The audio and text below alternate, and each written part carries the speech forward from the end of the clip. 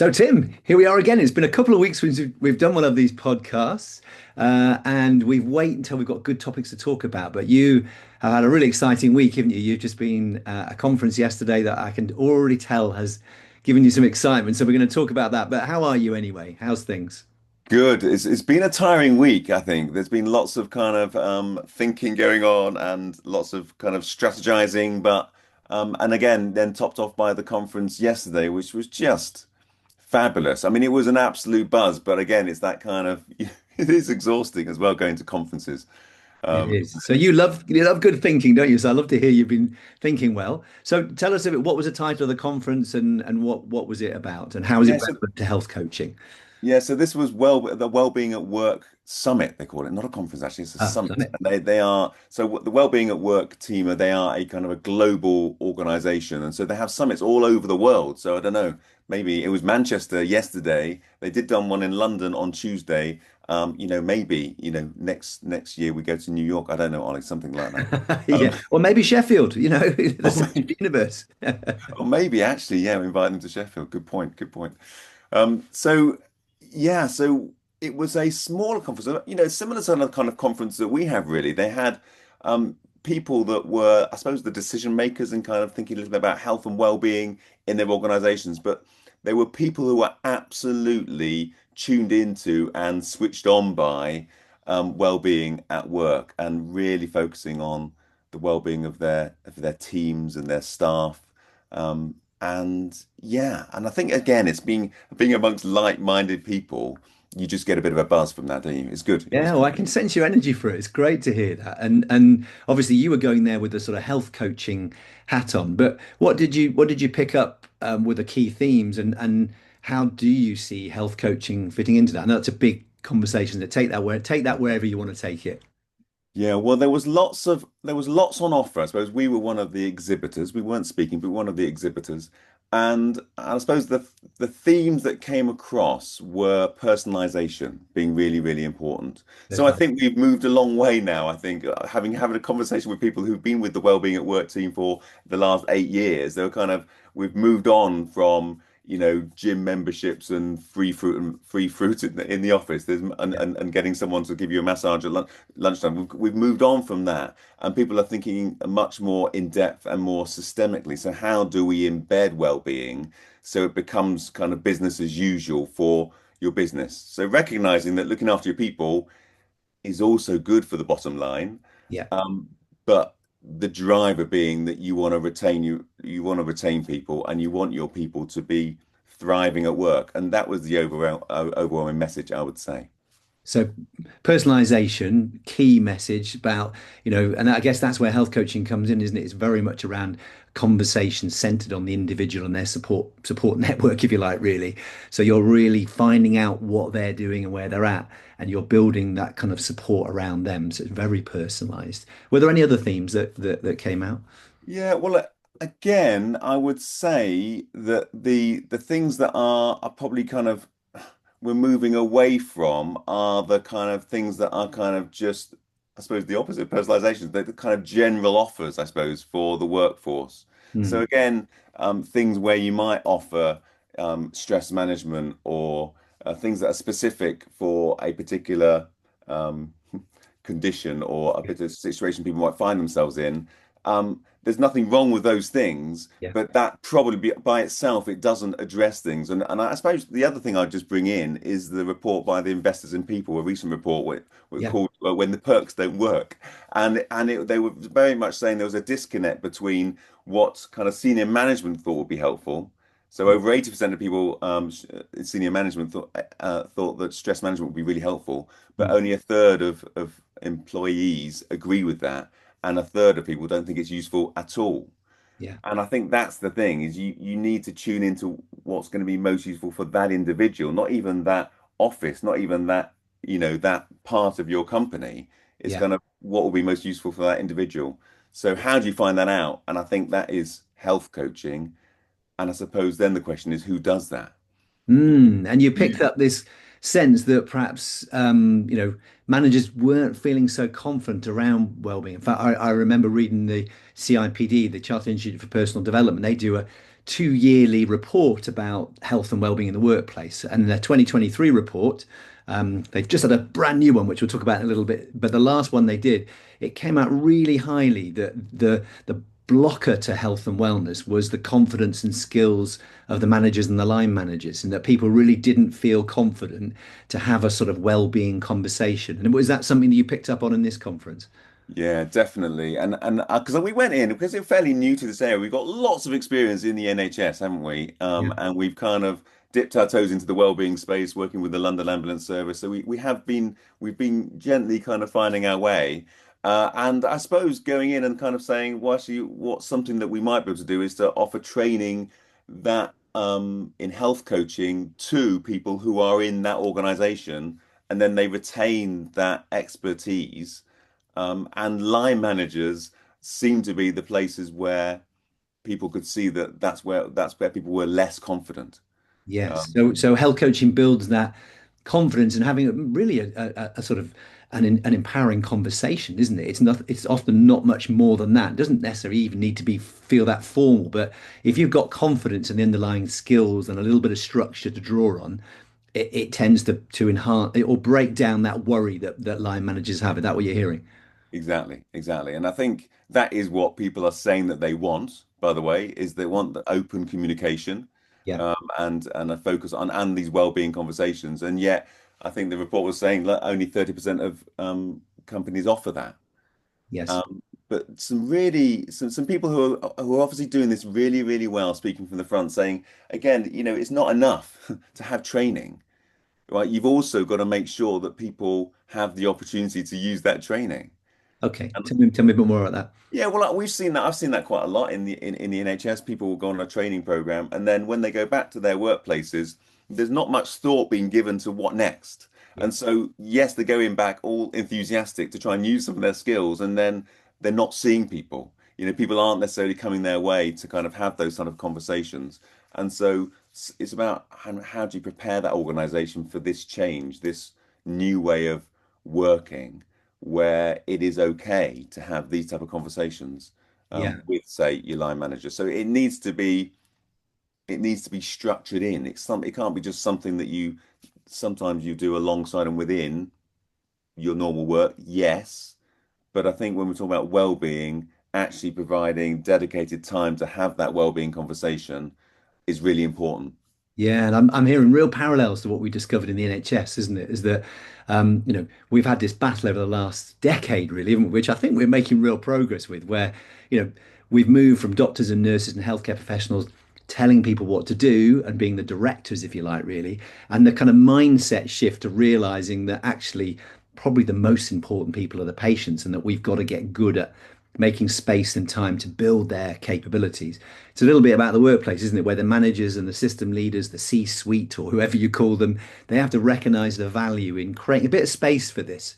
So if you want your workforce to perform well, you want them to be healthy and to be thinking proactively about themselves and obviously that what the work they do work can be very healthy and sort of energy giving people if it's the right sort of thing, can't it? If you want them to do that, you have to create that space. You have to become an organization that is recognizes the value of coaching and health coaching, don't you?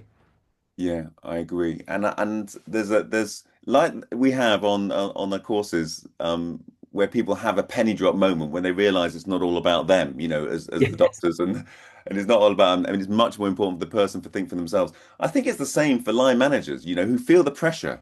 Yeah. Someone comes to them with a problem as a line manager, you think, well, I've got to solve that problem. But actually, if they knew, then actually the person themselves was that had the best solutions to that particular problem, they'd have a different type of conversation. And Yeah. again, so that would work, for any part of the business. But I also think for the well-being conversation, not feeling fearful that if someone comes with a health-related issue, that as the line manager, you've got to suddenly be able to sort it all out. No, you Yeah, just that help and that's people. just sorry to interrupt you, but that's so resonant, isn't it, of what we've experienced ourselves, isn't it, as GPs? It was like you said, that penny drop moment. Because sometimes it's disappointing, can't it? Oh, what do you mean it's not all about me? I'm not the hero of this story. No, no, the doctors and nurses, you're active supporters.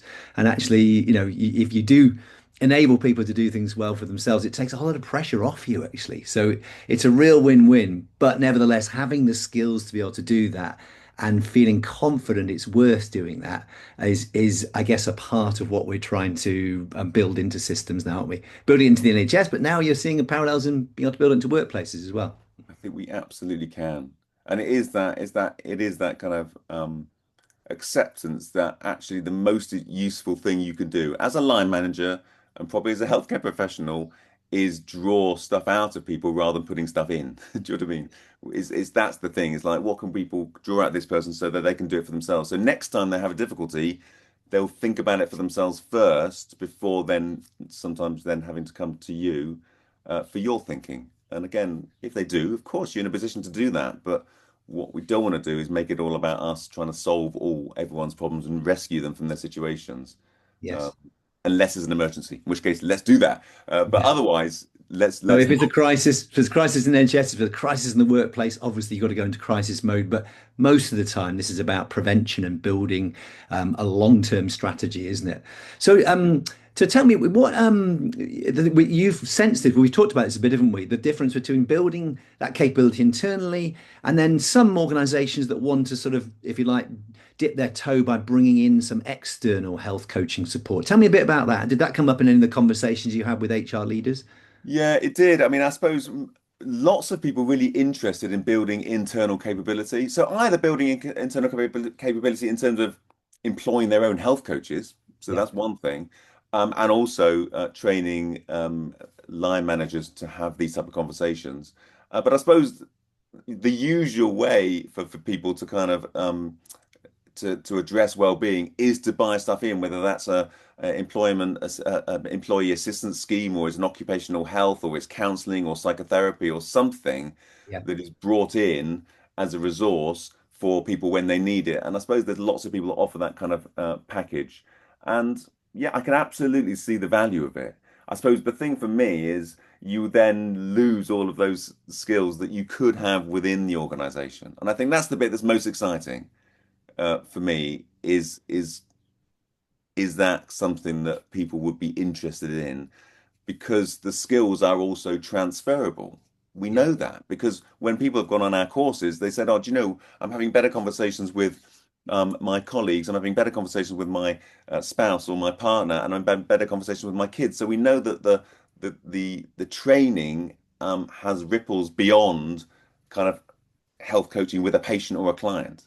Yes. So actually, I can see it can absolutely benefit people into their one-to-ones and their supervision, in their team meetings, just because they'll have a different mindset, which is not, I'm going to have to solve everything, but actually, I'm going to support these people, my team, to think for themselves. Yes, about the business, but also about their health and well-being. Yeah, So, and that's really interesting, and I'm just reflecting on conversations I've had recently. When I did my sort of MBA type course, I worked with a whole lot of other organisations, and we often get back together. And I went to an HR's leadership meeting recently in South Yorkshire. Actually, I'd almost say there's a sort of 50-50 split. I really like what you're saying, this building capability, but not everyone's ready for that quite yet. And actually, some people say, actually, yeah, well, we're used to buying things externally, like you say. We've never bought in health coaches before. Can you recommend somebody that can provide really good quality health coaches? We can get an idea of how it works for us. Maybe in the future we'll build more into our organization, but perhaps especially if it's a smaller organization, then having a really good quality health coach that can come in and provide health coaching, this sort of different type of approach could be another option. I think I saw about 50-50 actually. It's quite interesting. I don't know, did you pick up on that in talking to people? yeah, well, interesting. I thought it was when I was talking to people, more people seemed interested in building up the capability, Yeah. but I did definitely come across people who thought, well, actually, no, it'd be good to, it was like, well, do you supply health coaches? Do you, is that what you do? And we're like, actually, not yet. We don't do that. We don't do that. Well, I've got partners we work with, haven't we? Yeah, Really trusted partners who do that. People that we've trained that we know. So I can see a place for both, to be honest with you. But really interesting, isn't it? I think we've got to try. With often with these things, there's no one size fits all, just like in health coaching. So actually having the ability to sort of like offer external support if that's what people want, but also be able to, if you like, sell the benefits of taking this on internally. And it could even be both, couldn't it? You might train some people internally and have some external pre-trained people alongside you. I could see a mixture working. Yeah. And lots of people, of course, have kind of, they've already invested in their people, sometimes with the kind of mental health first aid. You'll see that a lot, and Yeah. lots of people do that. What I was getting from speaking to people at the conference is lots of people had that training, but you then hadn't had people to support or was very sporadic. So actually, although they'd had the training, they weren't then getting to use their skills. And so over time, and I've seen this in other schemes in the health service, over time they just lose their skills and lose their confidence, I suppose. Yeah, I Um, think that's really interesting, isn't it? You bring in the mental health first aiders, and there's all of the bonus training, isn't there? And some of that I see it as around recognizing people when they're unwell or they've got a problem, and you're often signposting them off to somebody else. Oh, you're not very well. You ought to go and see your doctor, or you ought to seek out counselling. And it's more of a sort of illness type sort of situation, and so you can be waiting for people to get sick, like you say. Whereas I think the difference in health coaching is it very much is preventative. And there's almost potential to have a health coaching conversation with everybody, just to check in, how are you doing?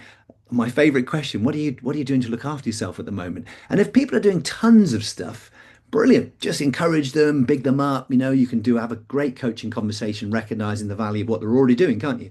But then if people are not doing anything at all, then actually you can perhaps draw their attention to the value of starting to think about it, starting to act a bit differently, build some new habits in. So health coaching feels like it's a sort of preventative intervention almost for everybody. It's kind of lower level and less threatening than perhaps when people are sick, but it actually, in the long run, builds a stronger resilience in the whole organization.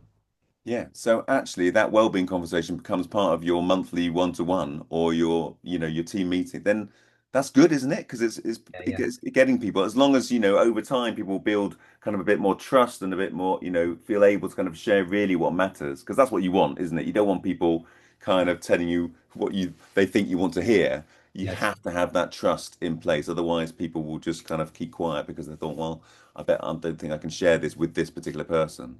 But yeah, wouldn't it yeah, be good if people felt able to share what was going on with them in terms of their health and well-being, and that the line manager or the team, the team leader was able to respond to that yeah, in a way which was, you know, in a coaching way, which is, okay, tell me a bit more about that. What's important to you about that?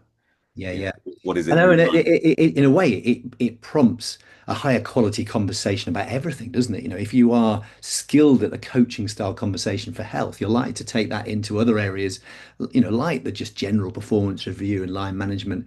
And I think what I've seen in doctors and nurses that manage to build this into their everyday practice is they get skilled at just bringing in some of the skills every now and again without it feeling like it's a kind of formal, structured thing. And I can definitely see the value of that. Yeah. Well, I mean, again, we're not alone, and I'm going to refer back to that kind of investors in people report because there was a quote there. Uh, who was it? There is Dame Carol Black. Oh, yeah, she's done a Very lot. She's been huge in this area for many decades, hasn't she? exactly, exactly. Well, what she says is employers instead, I'm going to quote exactly what she says, instead need to focus on training line managers to be people confident and encouraging leaders to walk the walk around well-being. If you only had limited resources and time, focus on your line managers. Yeah, yeah. And I think that's really key, isn't it? It's interesting, isn't it? I mean, I say that came out big in the CIPD 2023 report, and then I mentioned that they've actually. I'm going to trade you some reports now. So the CIPD, they do this every 2 years. So the 2025 one came out in September, and they're really clear. Let me just sort of have a little look. One of the really positive things is more workplaces seem to be having proactive plans. Putting a purposeful plan in place, of which health coaching could be a big part, and they're seeing a return on investment. So when they're putting investment into health and well-being, they're getting better staff engagement and they're seeing enhanced performance. So it is worth doing. But slightly worryingly, absence in the workplace has shot up. An average of 7.8 days a year in 2023. Now it's 9.4 days a year. Um, And then another report, which I think is really good, the Vitality Health and Wellness Report, where they looked at the last 10 years. They've been observing over 600 businesses, more than 200,000 employees from 2014 to 2024 and spotting trends and things. And they're really worried about presenteeism. So people going to work when they're not feeling their best because of background illness or just because they're just not on top of life in general, things are overwhelming. And their studies suggest that we lose 50 days a year on average per employee through presenteeism. So turning up, just not feeling yourself, not having energy, not being on top of your game, and then not performing so well at work. But both those reports really highlight the importance of a preventive approach. So rather than waiting until someone's sick or waiting until someone's off work, a preventative approach. And the last thing I'll say is I really see this coming out in the work well pilots that the government's sponsoring as well. We've been involved in training a large number of the health coaches now in work and wellness coaches in health coaching, more than 60, and seeing the proactive approach to try and keeping people in work when they're starting to struggle or getting them back to work quickly, but also that just underlying preventative approach. How do you help people to think well about their health long term, as a sort of everyday ongoing habit, really? Yeah, fascinating, isn't it? And that kind of very much moving towards that proactive approach being much more useful and beneficial to people, and also caring, and it's kind, isn't it? It's kind of supporting people at that early stage so they can do this stuff for themselves, but also, it makes perfect kind of business sense in terms of investment in your people. Yeah, it does. And I mean, it's interesting. I think we're both building an excitement here, aren't we? Because, as NHS doctors, we know that, health can't just be exclusively in the NHS. I know the reason we set up Peak Health Coaching, wasn't it? It was because we wanted to have the impact. We wanted to grow this kind of concept that people looking after themselves well is just really crucial in the long run. And I'm excited, I'm as excited as you, that actually we think it's doable to build this into workplaces. We know the 4 days training that we've offered in the NHS has had huge impact there for the health coaches working in the NHS. We know we can bring that skill set into the workplace. And I'm really excited about the opportunity for, workplaces and society in general to be more involved in health and how that supports the NHS, which we all know is desperately on its knees and struggling. There's a great opportunity here to sort of almost democratize health, isn't there? Yeah, yeah, agree, agree. And I know our kind of part of our mission is kind of moving from surviving to thriving, and definitely one of the things that came out of the conference, and I don't know if it's kind of a quote from someone, but I'm going to steal it anyway. And they said it was kind of moving from that kind of reactive surviving to proactive thriving, and I think we could get Ooh, that, we can get on board with that, couldn't we? I like that. Oh, go on, say that again. Let's make this your quote, Tim, because Okay, I'll say, steal it. say it Okay. again. Yeah. Well, okay. I feel bad about stealing it, but it's No, I react. don't think you feel bad. I don't think I've heard it from anybody else. I think we should make it the Tim Williams quote. Someone will claim it. Someone will claim it. So yeah, so reactive surviving, which is a lot of the kind of, things that we talk about in terms of the inputs, which are kind of after the horse has bolted, some of that kind of support that people when they've already gone to difficulties. So reactive surviving to proactive thriving. Oh, I like it. So you heard it here first. Dr. Tim Williams says we're moving from, what is it, reactive surviving to proactive thriving. Thriving. Like it. Yeah. Yeah. Let it sink in, Ollie. Let it I sink in. am. I'm just feeling it, and I think that might be a really good place to wrap up. Do you think we've been bantering on? Is there anything else you want to say in the area? Anything else we haven't covered? No, I mean it just feels it does feel exciting. It does feel exciting. I think this is something new. I think it'd be great if yeah, companies think hard about, because there lots of these organizations are thinking really hard. They're spending money on Mm. well-being, and obviously there's limited resource, so they want to get it right. And I think health coaching could be a really great opportunity Yeah. for people. Yeah. Yeah, definitely. And again, I've seen it in the reports. People are very committed to spending money on health and well-being in their workforce. They know it yields return. And constantly we get to see ratios, don't we, of every £1 you spend returns £4 worth of productivity bottom line for your business. I guess it's just getting you over that hump of investing and making time and having the mindset for it, isn't it? So I guess that's our work, isn't it? Try and keep that energy going and show people it's worth it. Yeah. Great. Nice Brilliant. to talk. Yeah, lovely to chat. Great. Well, let's just develop this theme. And as always, we always welcome discussion, comment, feedback. I know there's loads of people out there experimenting in this area. Let's do it together and let's learn together and find out what really does work. Yeah. Yeah. Great. Cheers, Love to. Tim. Cheers, eh?